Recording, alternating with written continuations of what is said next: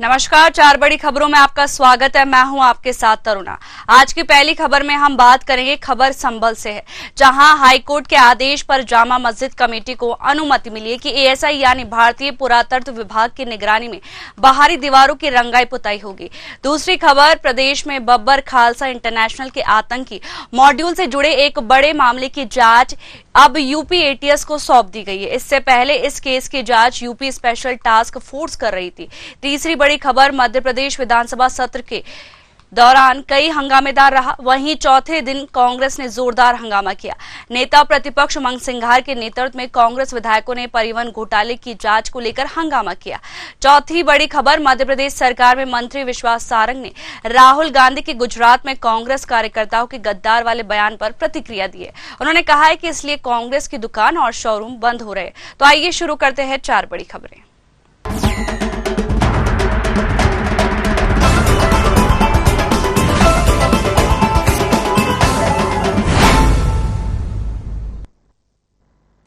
खबर संभल से है, जहां हाईकोर्ट के आदेश पर जामा मस्जिद कमेटी को अनुमति मिली है कि यानी एएसआई यानी भारतीय पुरातत्व विभाग की निगरानी में बाहरी दीवारों की रंगाई पुताई होगी। जामा मस्जिद के सदर जफर अली ने कहा, 7 दिन में जामा मस्जिद की पुताई का कार्य पूरा होगा। जामा मस्जिद के चारों ओर भारी संख्या में पुलिस बल तैनात कर दिए गए। संभल जिला प्रशासन की ओर से सुरक्षा के कड़े इंतजाम किए गए हैं।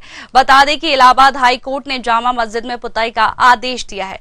इसे लेकर बृहस्पतिवार को एएसआई की टीम मस्जिद की नापतोल करने के लिए पहुंच गई है।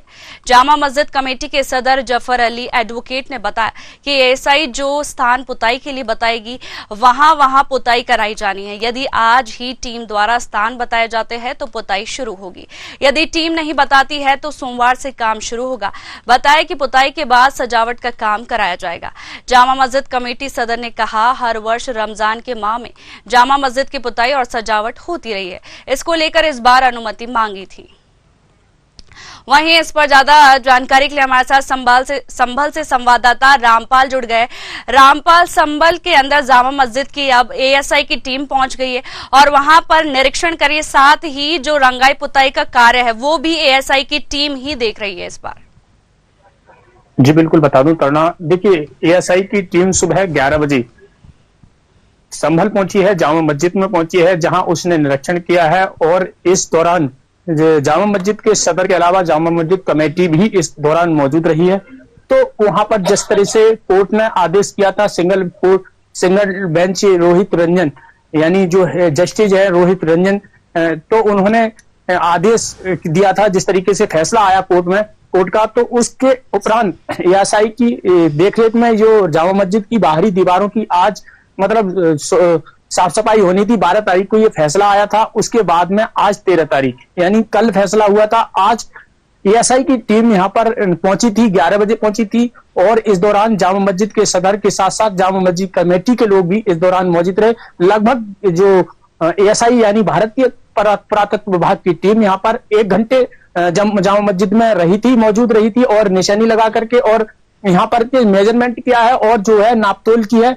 तो उसके उपरांत वो 1 घंटे के बाद में नापतोल कर करके चली गई है। उसके बाद में जामा मस्जिद पक्ष के लोगों का इस तरीके का कहना है कि यहाँ पर जो एएसआई जिस तरीके से निर्देशित करेगी उसकी देखरेख में जो जामा मस्जिद जो एएसआई जहां बताएगी उसकी सतह पर जो दीवारें हैं उन पर रंगाई पुताई की जाएगी और जो सजावट है उसी के तौर पर की जाएगी, ताकि कोई स्ट्रक्चर में दिक्कत ना आए, ताकि कोई भी सवालिया निशान नहीं किया जाए। जी तरुण जी, जो जामा मस्जिद का मामला है वो काफी सुर्खियों में रहा है। साथ ही जो हिंदू पक्ष है वो इसे हरिहर मंदिर कहता है और जो मुस्लिम पक्ष है वो कहता है कि ये हमारी जामा मस्जिद है। उसी को लेकर अब 8 अप्रैल को वापस से इसको लेकर सुनवाई होनी है। जी तरुणा, मैं बता दूं, ये एक वो जांच की प्रक्रिया है। जिस तरीके से ये कोर्ट में विचाराधीन मामला चल रहा है, जिस तरीके से फैसला आना है वो बाकी रह गया है। लेकिन जो फैसला आया है, जिस तरीके से जामा मस्जिद की जो टीम है, कमेटी है, उसने एएसआई से मांग की थी, उसके बाद डीएम के द्वारा पत्र दिया गया था, उसके बाद में इस पर जो कोर्ट ने उस पर रोक लगा दी थी। लेकिन ये फैसला कल हो चुका था। उसके बाद में एएसआई की टीम यहाँ पहुंची है। अब ये होली के बाद बताया जा रहा है कि होली के बाद इसकी रंगाई पुताई होनी है। अब किस तरीके से क्या फैसला एएसआई देती है, किस तरीके से जो सहमति बनती है, वो आने वाला वक्त ही बता पाएगा। लेकिन फिलहाल जो है होली का पर्व है, बड़े धूमधाम से देखा जा रहा है। उसके लिए भी रोकथाम कर दी है, मस्जिदों को कवर्ड कर दिया गया है। इसके लिए होली का पर्व है, कोई असामाजिक तत्व मस्जिदों में रंग न फेंक दे, किसी तरह का विवाद उत्पन्न न हो जाए, उसकी सुरक्षा व्यवस्था के लिए काफी संख्या में संभल में पुलिस बल तैनात किया गया है और सुरक्षा व्यवस्था की दृष्टि से यहाँ संभल में कड़े इंतजाम हैं।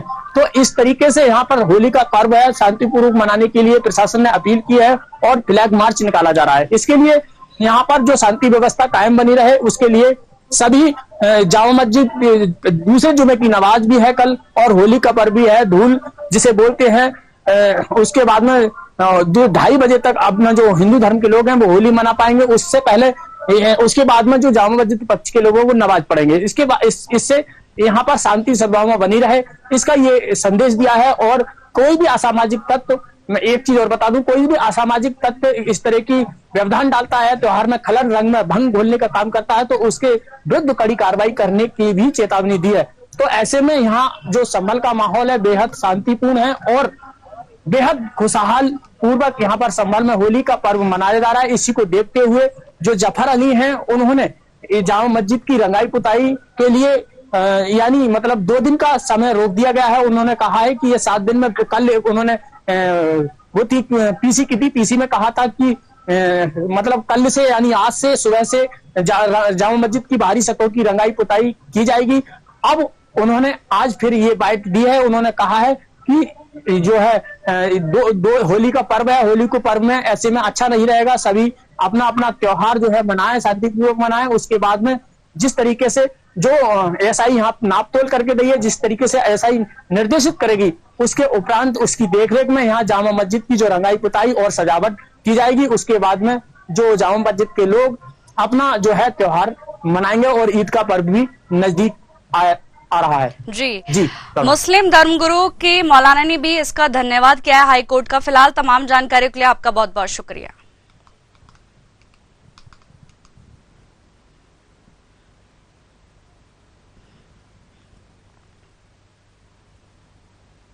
उत्तर प्रदेश में बब्बर खालसा इंटरनेशनल के आतंकी मॉड्यूल से जुड़े एक बड़े मामले की जांच अब यूपी एटीएस को सौंप दी गई है। इससे पहले इस केस की जांच यूपी स्पेशल टास्क फोर्स कर रही थी, लेकिन खालिस्तानी संगठन के आईएसआई कनेक्शन के सामने आने के बाद इस मामले की संवेदनशीलता को देखते हुए जांच एजेंसी बदली गई है।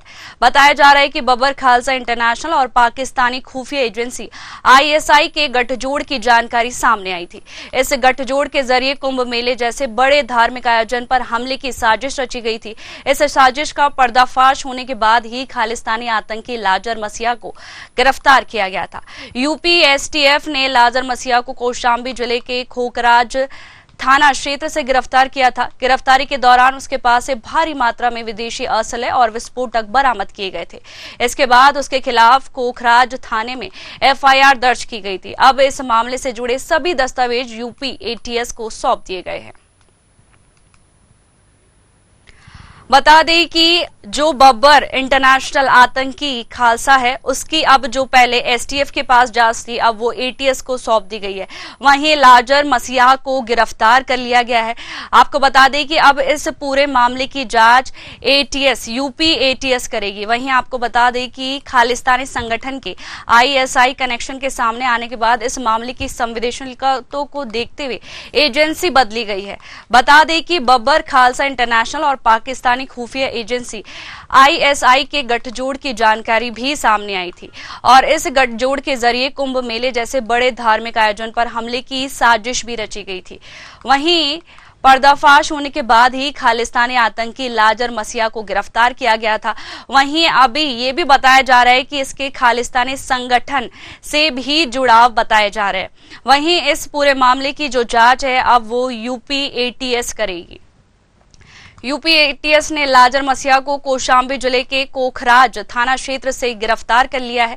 वहीं आपको बता दें कि उसके पास से विदेशी असला और विस्फोटक बरामद किए गए थे। इसके बाद उसके खिलाफ कोखराज थाने में एफआईआर भी दर्ज की गई थी। अब इस मामले से जुड़े सभी दस्तावेज यूपी एटीएस को सौंप दिए गए हैं। बड़ी खबर आपको बता रहे हैं, बब्बर खालसा का आतंकी लाजर मसीहा को गिरफ्तार कर लिया गया है। वहीं इनका जो कनेक्शन है वो खालिस्तानी संगठन से बताया जा रहा है, और जो ये पहले जांच थी एसटीएफ के पास थी और ये जांच यूपी एटीएस के हाथों में सौंप दी गई है। वहीं बता दें लगातार जो जांच है वो जारी है।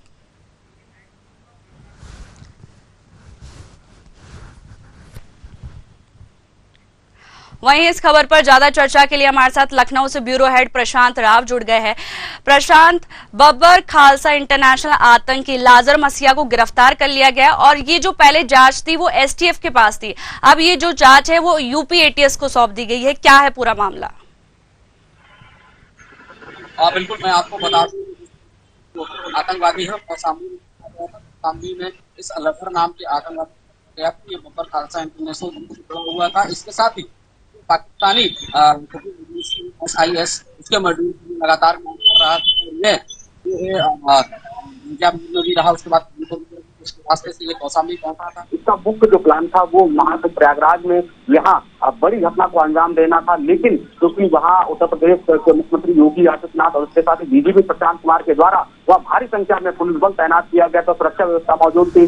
स्टेट पुलिस के साथ जो है केंद्रीय पुलिस बल लगा हुआ था, तमाम सुरक्षा एजेंसियां चौकन्नी थी। तो इस लिहाज से वो वहां पर कोई ऐसी आतंकवादी घटना को समय पर अंजाम नहीं दे पाया, लेकिन लगातार किसी न किसी तरीके से इस प्रयास में था कि कैसे यहाँ इस घटना को अंजाम दिया जा सके और यहाँ नुकसान पहुंचाया जा सके।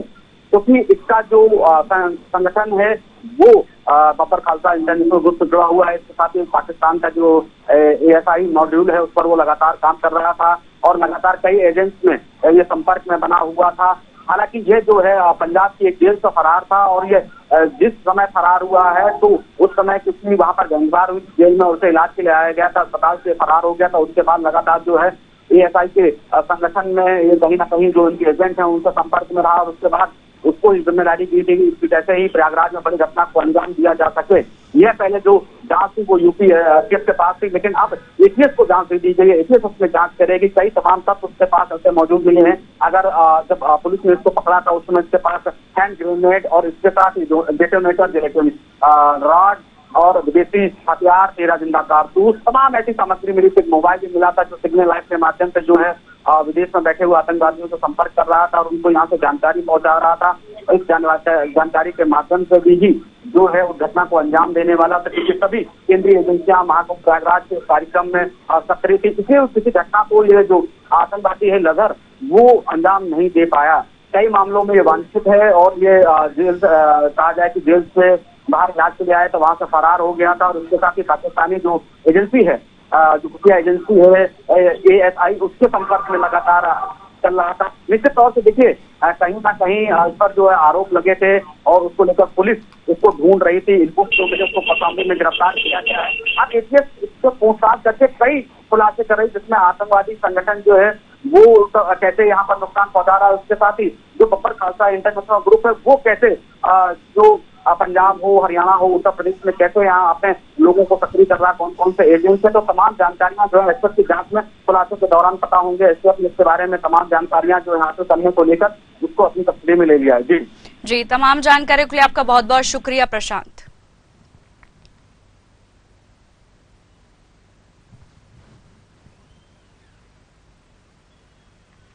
मध्य प्रदेश विधानसभा सत्र के चौथे दिन भी कांग्रेस ने जोरदार हंगामा किया। नेता प्रतिपक्ष उमंग सिंघार के नेतृत्व में कांग्रेस विधायकों ने परिवहन घोटाले की जांच को लेकर हंगामा किया है। विधानसभा परिसर में मौजूद गांधी प्रतिमा के सामने अपनी मांग को लेकर कांग्रेसियों ने अनोखा प्रदर्शन किया। नेता प्रतिपक्ष उमंग सिंघार समेत कांग्रेस के विधायक अपने हाथों में प्रतीकात्मक सोने की ईंट और कंकाल बने कपड़े पहनकर विधानसभा पहुंचे थे। परिवहन घोटाले में शामिल सभी किरदारों को बेनकाब करते हुए जांच की मांग की है। नेता प्रतिपक्ष उमंग सिंघार ने आरोप लगाते हुए कहा कि परिवहन घोटाला नर्सिंग के बाद प्रदेश का सबसे बड़ा घोटाला है। सरकार इसमें लीपापोती कर रही है। परिवहन घोटाला प्रदेश का एक बड़ा घोटाला है। नर्सिंग घोटाले के बाद और 3 महीने होने आए, सरकार लीपापोती कर रही है।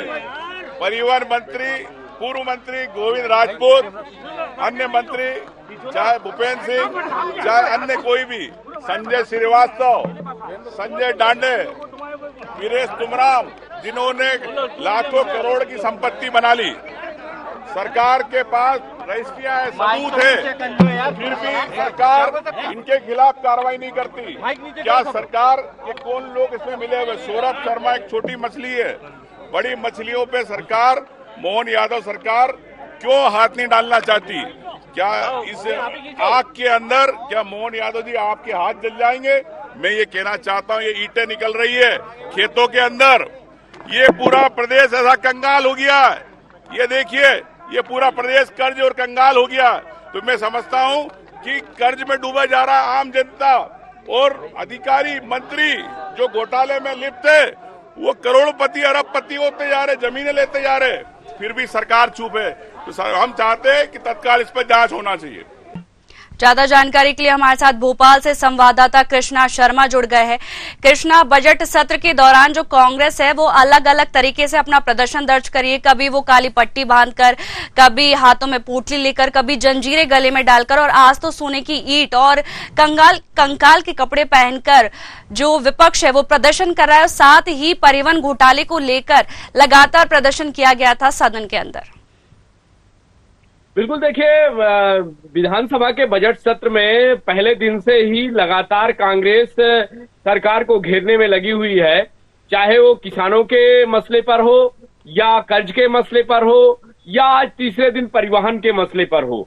आज जब सत्र की शुरुआत हुई उससे पहले कांग्रेस के विधायक नेता प्रतिपक्ष उमंग सिंगार के साथ पहुंचे और सदन के बाहर गांधी प्रतिमा के नीचे सभी विधायक काले कपड़े पहनकर और जो कंकाल प्रतीकात्मक है उन कपड़ों को पहनकर और प्रतीकात्मक रूप से सोने की ईंट लेकर पहुंचे और सरकार पर आरोप लगाया कि परिवहन विभाग में जब एक सिपाही के पास 10 करोड़ कैश और 54 किलो सोना मिल सकता है तो कितना बड़ा भ्रष्टाचार है। और सबसे बड़ी बात कांग्रेस का आरोप है, नेता प्रतिपक्ष उमंग सिंगार ने आरोप लगाया कि सरकार इस पे अभी तक कोई जांच नहीं कर पाई है, जबकि पूर्व मंत्री चाहे वो गोविंद सिंह राजपूत का नाम लिया हो चाहे भूपेंद्र सिंह का नाम लिया हो, उन्होंने बड़ी बड़ी जमीनें खरीदी हैं, तो लेकिन आज तक कोई जांच नहीं हुई है।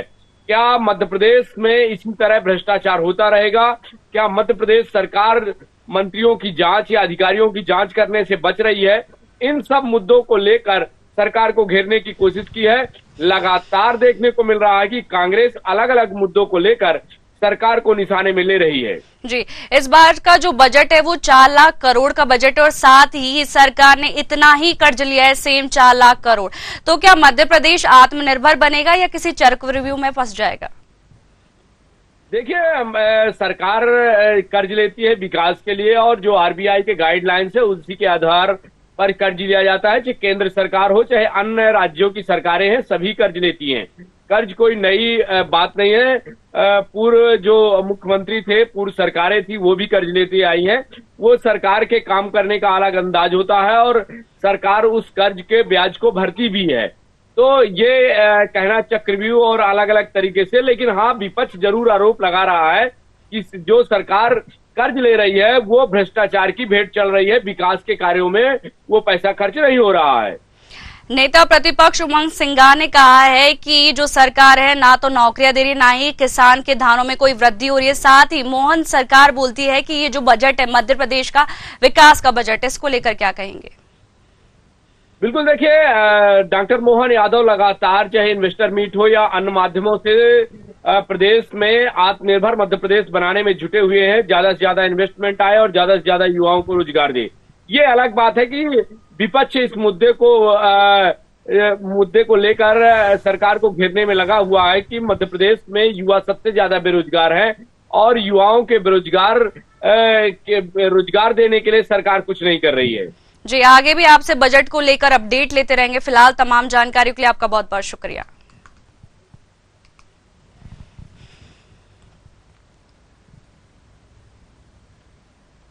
मध्य प्रदेश सरकार में मंत्री विश्वास सारंग ने राहुल गांधी के गुजरात में कांग्रेस कार्यकर्ताओं के गद्दार वाले बयान पर प्रतिक्रिया दी है। उन्होंने कहा है कि इसलिए कांग्रेस की दुकान और शोरूम बंद हो रहे हैं। आप जीत जाओ तो ठीक है, यदि हार गए तो कांग्रेस के कार्यकर्ताओं ने गद्दारी कर दी। उन्होंने कहा कि कांग्रेस का कार्यकर्ता यदि झंडा लेकर घूमता है और दरी लेकर बैठता है तो ठीक है, लेकिन जरा भी आपके पक्ष में निर्णय नहीं हुआ तो आप उसे गद्दार कहने लग गए। गद्दारी उनमें नहीं, आपकी भावना में। आइए सुनते हैं क्या कह रहे हैं मंत्री सारंग। मुद्दा यही है ना, इसीलिए तो कांग्रेस की दुकान और शोरूम दोनों बंद हो रहे हैं। आप जीत जाओगे तो ठीक है, हार गए तो कहने लगे कांग्रेस के कार्यकर्ता ने गद्दारी कर दी। वो कांग्रेस का कार्यकर्ता झंडा लेकर घूमता है, दरी बिछाता है तो ठीक है, पर यदि जरा भी आपके पक्ष में निर्णय नहीं हुआ तो आप उसे गद्दार कहने लगे। गद्दारी उनमें नहीं है, गद्दारी आपकी भावना में है। गद्दारी कांग्रेस कार्यकर्ताओं में हो या ना हो, इसका सर्टिफिकेट वो नेता नहीं दे सकते जो खुद गद्दारी करते हैं। जानकारी के लिए हमारे साथ भोपाल से संवाददाता सत्यम शर्मा जुड़ गए। सत्यम, गुजरात की एक सभा के दौरान राहुल गांधी ने कहा है कि जो उनके कार्यकर्ता है वो बीजेपी से जुड़े, वो खुद के कार्यकर्ताओं पर ही गद्दारी का अपमान का आरोप लगा रहे हैं। देखिए, राहुल गांधी के इस बयान के बाद कहीं न कहीं कांग्रेस के नेता भी इससे चकित है और इसके साथ साथ ही जो बीजेपी है उसको हमला करने का एक मौका भी मिल गया है। जो कैलाश विश्वास सारंग मंत्री है मध्य प्रदेश शासन में, उन्होंने साफ तौर पर राहुल गांधी पर निशाना साधते हुए कहा है कि अगर कांग्रेस के जो नेता है, कांग्रेस के जो कार्यकर्ता है, अगर दरी बिछाते हैं या झंडा लेकर चलते हैं तब वो गद्दार नहीं होते। अगर वो हार हो जाती है तो राहुल गांधी उनको गद्दार कहते हैं। तो साफ तौर पर इसे कहने जो कैलाश विश्वास सारंग, उनका कहना था कि जो चाइना में जब राहुल गांधी मिलने गए थे चोरी छुपी, वो भी गद्दारी थी। जिस तरह से एयर स्ट्राइक की गई और उस पर सवाल खड़ा किया राहुल गांधी ने, वो गद्दारी थी। और तमाम तरह की बातें देश से के हित में जो विपक्ष लगातार, देश के अनहित में जो विपक्ष लगातार करता आ रहा है, उसको भी लेकर उन्होंने गद्दारी की संज्ञा दी है। और साफ तौर पर ये कांग्रेस पर निशाना साधा है। हालांकि देखिए, गुजरात में जिस तरह से 2013 में हार मिली थी और बाद में भी उसके बाद हार मिली थी और 20-30 विधायकों या अन्य लोगों को हटाने की बात कही जा रही थी। और साफ तौर पर एक बार फिर से जो बयान आया है उसको लेकर के विपक्षी जो बीजेपी है, जो अन्य पार्टियां ये भी कह रही है कि मल्लिकार्जुन खड़गे जो राष्ट्रीय अध्यक्ष है, उनसे जो राहुल गांधी है वो अपना जो राष्ट्रीय अध्यक्ष का तबका है वो छीनने का प्रयास कर रहे हैं और उसके तहत ये सब बयान कर रहे हैं। और इस तरह का कांग्रेस पार्टी जो खुद के अपने कार्यकर्ताओं को और नेताओं को गद्दार कह रही है, वो कहीं ना कहीं गलत है। और जिस हिसाब तो ये भी कहा जहां पर गद्दारों की फैक्ट्री बनती थी, ये सब बातें भी लगातार उठती हुई नजर आ रही थी। कुछ लगता है कि अब गद्दारी वाले बयान पर लगातार बीजेपी हमलावर होती नजर आ रही। वहीं कांग्रेस के कुछ नेता भी इससे चकित है कि किस तरह से जो राहुल गांधी उन्होंने बयान दिया है। हालांकि उन्होंने गुजरात की हार पर ये पूरा बयान दिया था। जी, आपसे आगे भी अपडेट लेते रहेंगे। फिलहाल तमाम जानकारी के लिए आपका बहुत बहुत शुक्रिया।